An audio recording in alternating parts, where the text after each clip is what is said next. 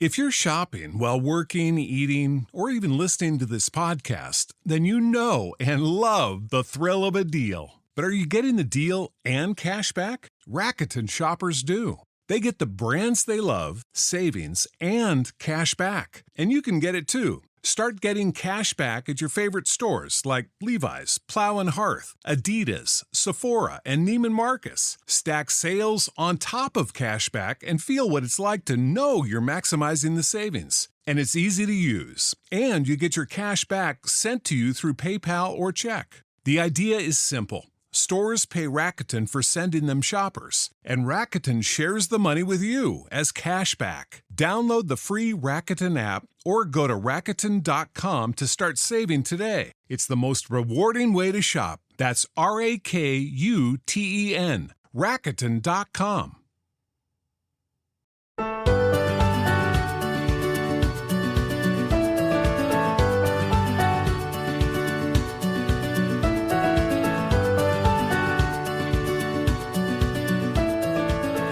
Welcome back to my podcast, Anatomy and Physiology Bit by Bit. I'm your host, Dr. Steve Sullivan, and I'm coming to you from the suburbs of Philadelphia, where I teach human anatomy and physiology at Bucks County Community College. I've been doing that since 2002, so now I'm 21 years in, starting my 22nd year of teaching this class.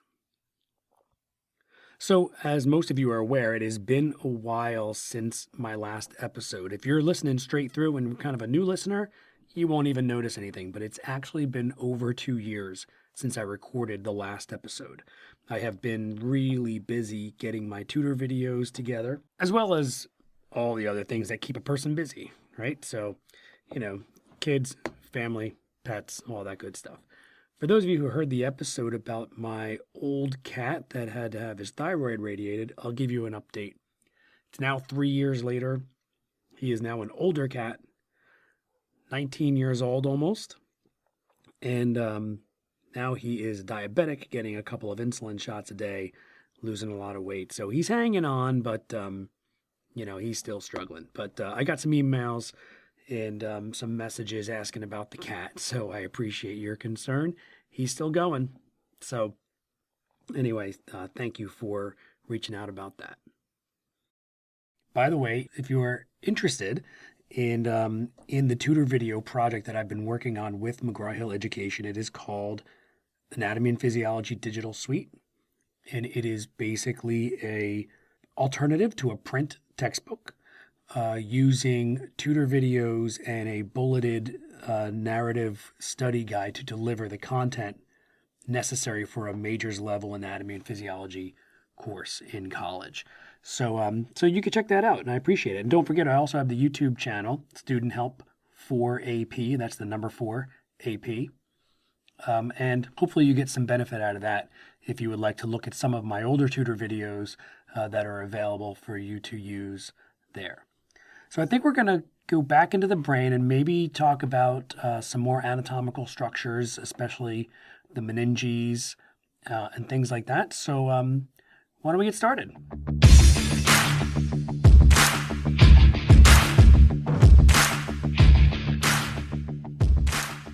All right, so the meninges is a plural word, plural the word meninges, and the meninges are 3 layers that surround and cover the brain and spinal cord. They're protective coverings, and you might have heard the word meningitis, right? Meningitis is an infection of the meninges. It is sometimes viral, sometimes bacterial, but it causes inflammation in the meninges, and they call that meningitis. It's a pretty common condition, can be really dangerous. And that's where you might have heard that term before. So you know that from the spinal cord that there is a 3-layer covering of the brain and spinal cord.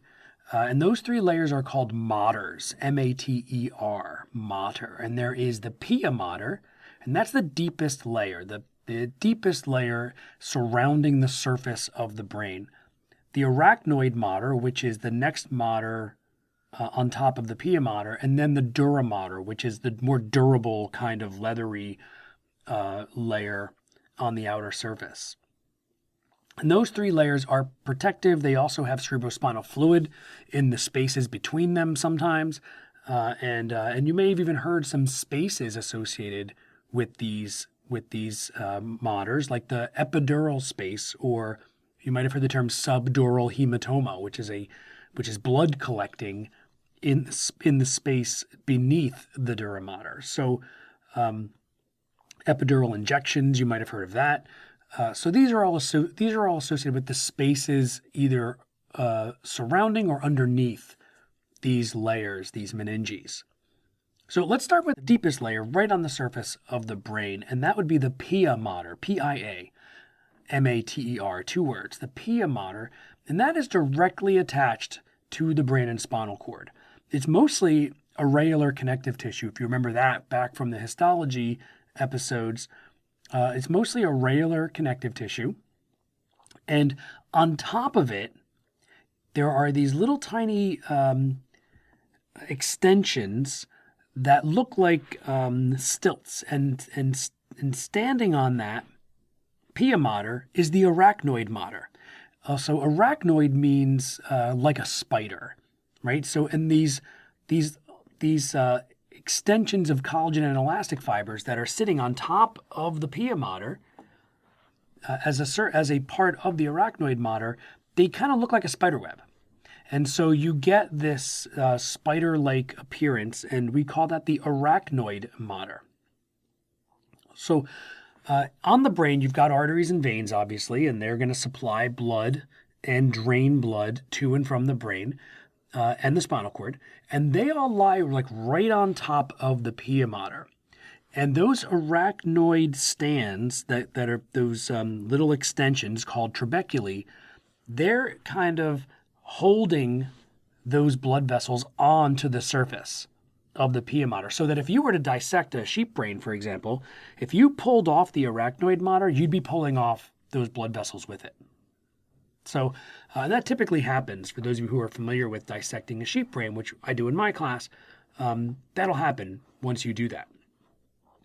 So that's the pia mater and the arachnoid mater. And then the most superficial layer, which is made of dense, irregular connective tissue, is called the dura mater.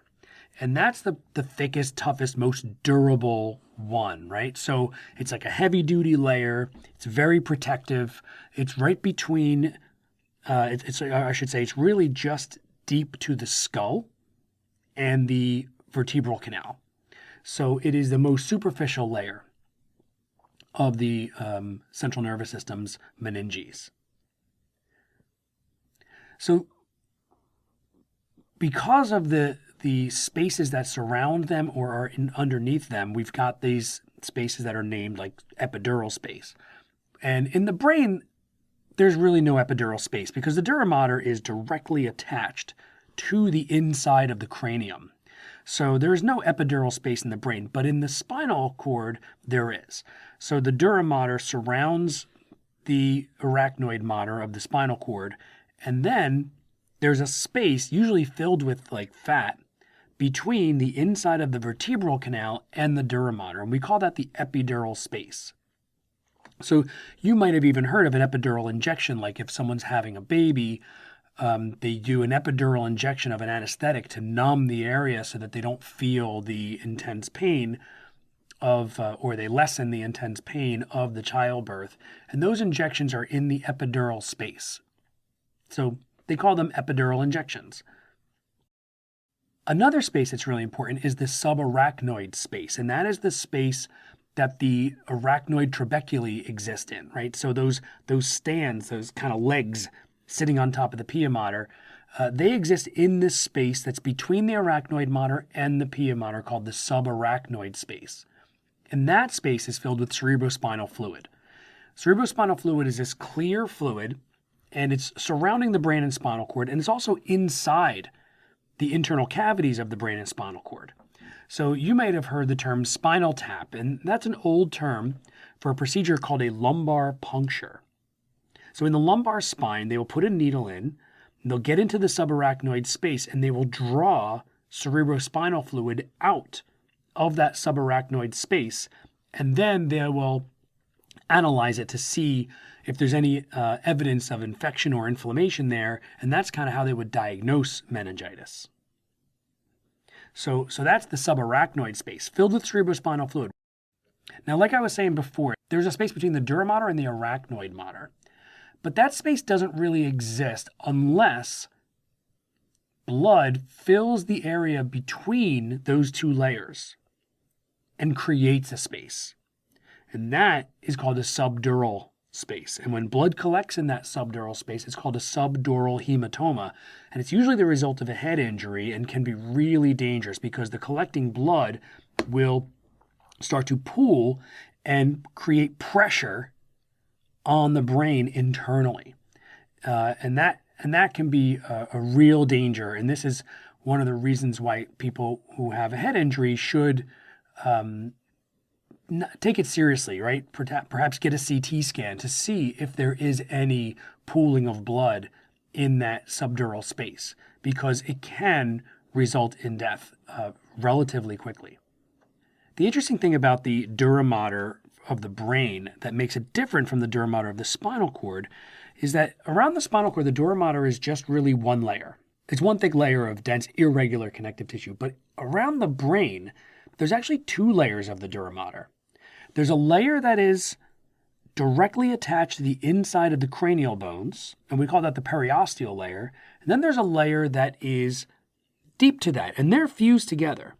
And that layer deep to it is called the meningeal layer. Now, what happens is, as you start to look at the meninges getting closer and closer to the mid-sagittal suture, which is at the very top of your cranium, those two layers split. The periosteal layer remains adhered to the inside of the cranial bones, and the meningeal layers, they split off and form like the letter Y, joining up with one another and going down into the longitudinal fissure between the two cerebral hemispheres. And that structure, that two-layered dura mater of two meningeal layers dividing the two cerebral hemispheres, is called the falx cerebri, F-A-L-X, cerebri. And it separates the two cerebral hemispheres from one another. And when you talk about the meninges, it's also a good place to start talking about the cerebrospinal fluid, because the cerebrospinal fluid is found within all of these layers. Let's take a look at some cerebrospinal fluid information as well, as long as we're in this episode. So we call cerebrospinal fluid CSF. That's like the easy way to abbreviate it. And it's a clear fluid. It's produced by the brain, but really it's produced within these capillaries inside the brain's internal spaces. So it's kind of an interesting way that it works, because we've got these spaces inside the brain, and we call them ventricles. So if you were in the middle of the cerebrum, you've got the two cerebral lobes, left and right. You have this big band of white matter that is connecting the two lobes together, called the corpus callosum. And underneath that, you have these two spaces. They're bilateral, left and a right, and they're divided by a very thin membrane called the septum pellucidum. And that keeps those two spaces separate from one another, so we have a left and a right. We call them lateral ventricles. So there's a left and a right lateral ventricle. And the roof of those lateral ventricles is the corpus callosum. Well, there's another structure of white matter forming the floor called the fornix. And then below the fornix, you have another ventricle called the third ventricle. So the fornix is the floor of the lateral ventricles, but the roof of the third ventricle.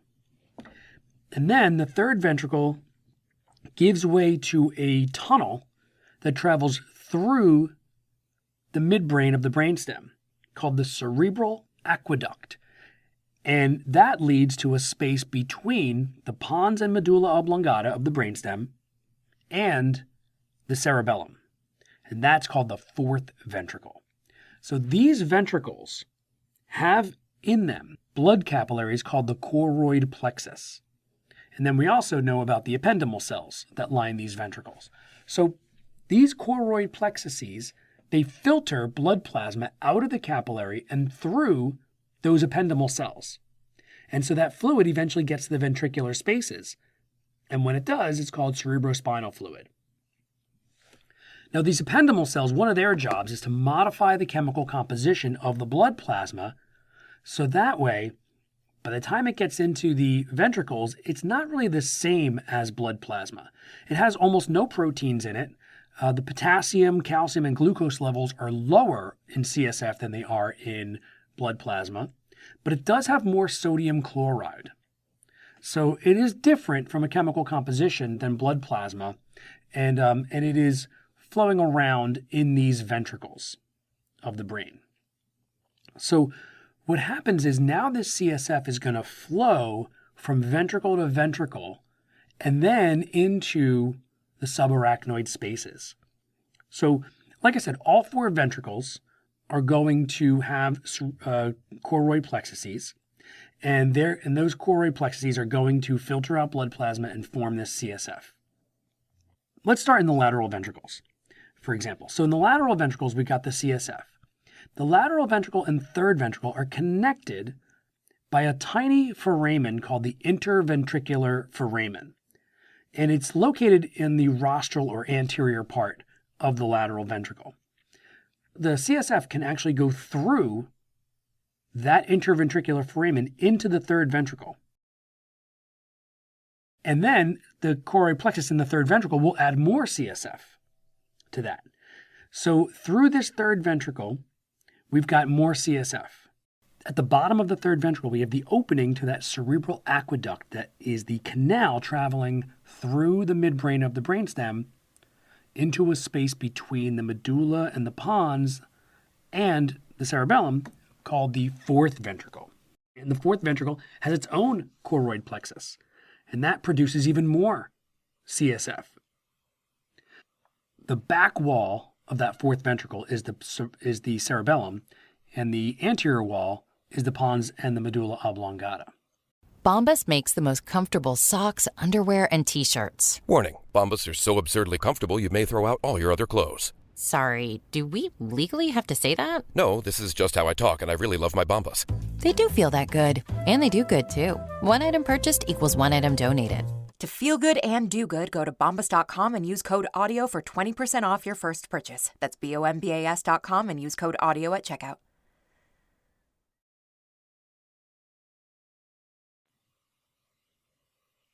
Eventually, that fourth ventricle will bottleneck its way down toward the spinal cord, leading to that little tiny tunnel in the middle of the spinal cord called the central canal.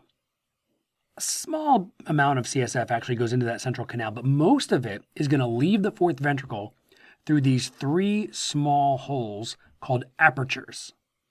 There's one right in the midline called the median aperture, and then there's 2 on the sides called the lateral apertures.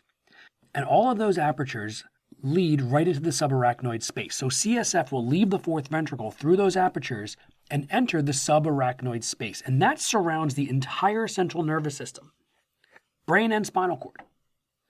So the CSF is going to flow both rostrally toward the front of the brain, toward the anterior, and caudally toward the posterior in that subarachnoid space and surround the entire brain and spinal cord.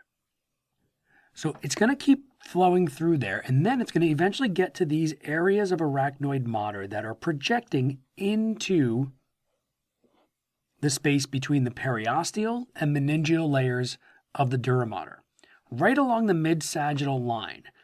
This space is actually filled with blood, and it's called the dural venous sinus, or some people call it the superior sagittal sinus.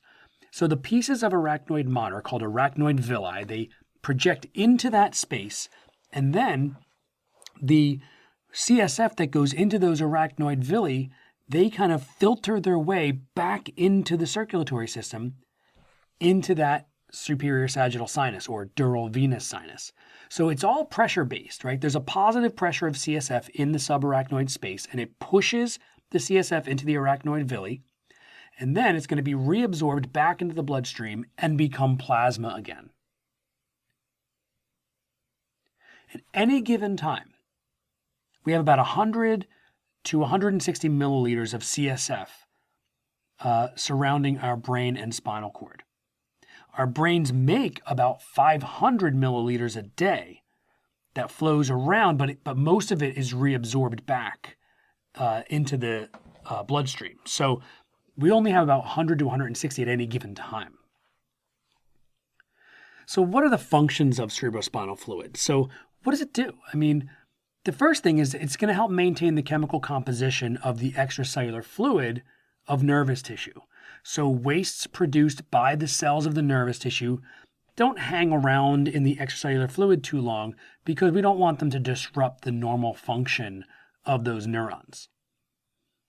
The movement of flowing CSF around the brain also helps to wash away those waste products.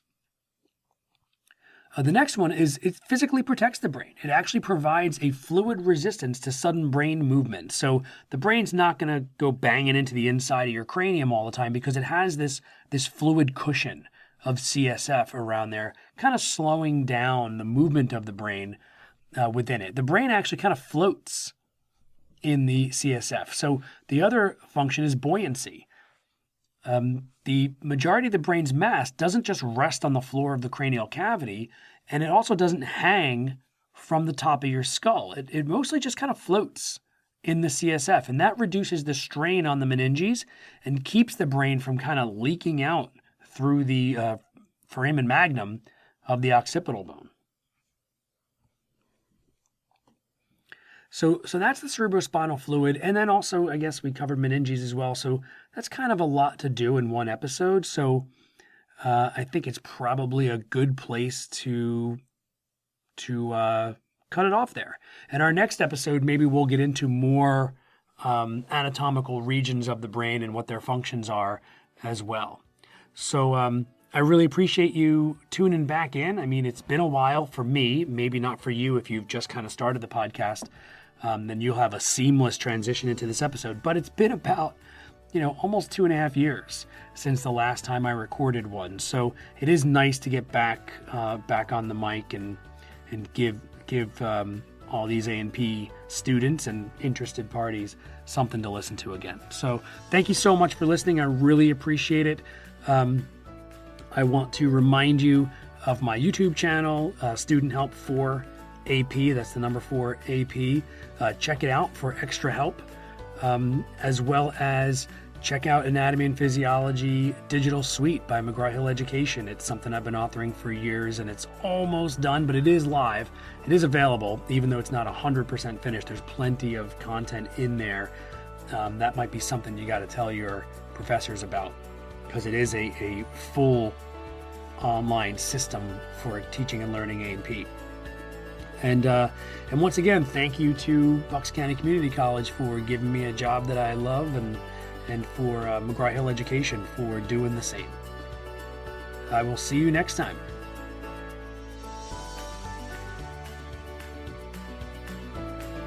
Anatomy and Physiology Bit by Bit is a production of Minus 55 Media.